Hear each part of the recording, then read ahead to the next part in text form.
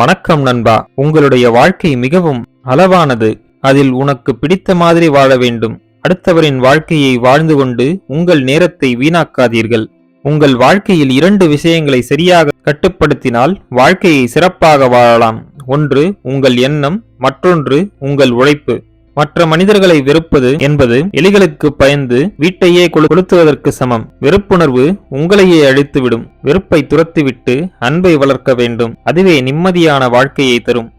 வாழ்க்கை என்பதே ஒரு வரம்தான்.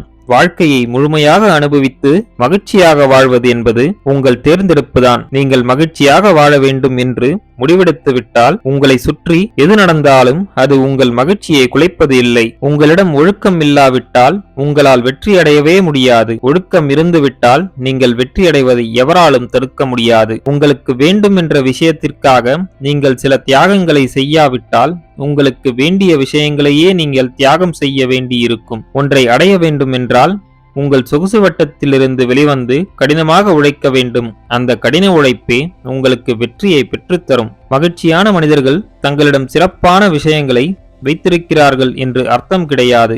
அவர்கள் தங்களுக்கு கிடைத்திருக்கும் விஷயங்களை சிறப்பாக மாற்றுகிறார்கள்.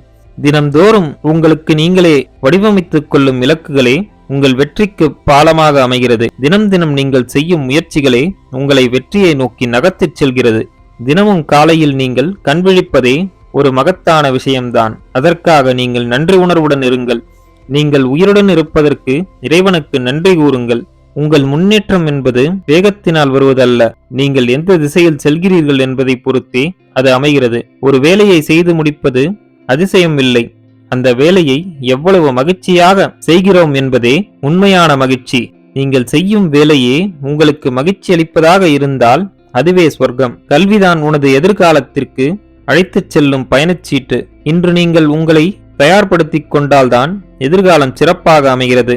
உங்களை தயார்படுத்திக் கொண்டு எதிர்காலத்தில் திட்டமிட்டு செயல்பட்டால் உங்கள் வெற்றியை இங்கு எவராலும் தடுக்க முடியாது. சிக்கனத்திற்கும் கஞ்சத்தனத்திற்கும் சிறிது வித்தியாசம் மட்டுமே உள்ளது.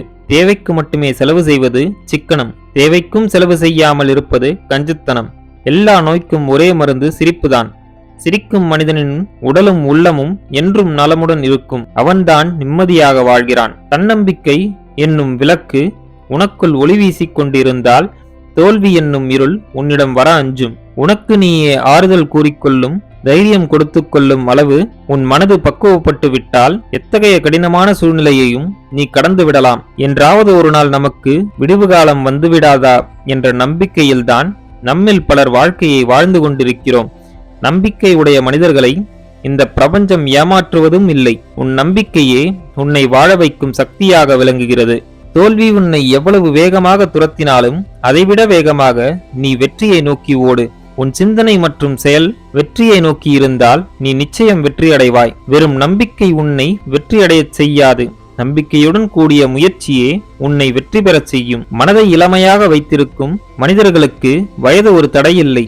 அதனால்தான் வயதான பின்பும் வாழ்க்கையில் போராடி சாதிக்கும் மனிதர்கள் பலரை நம்மால் காண முடிகிறது.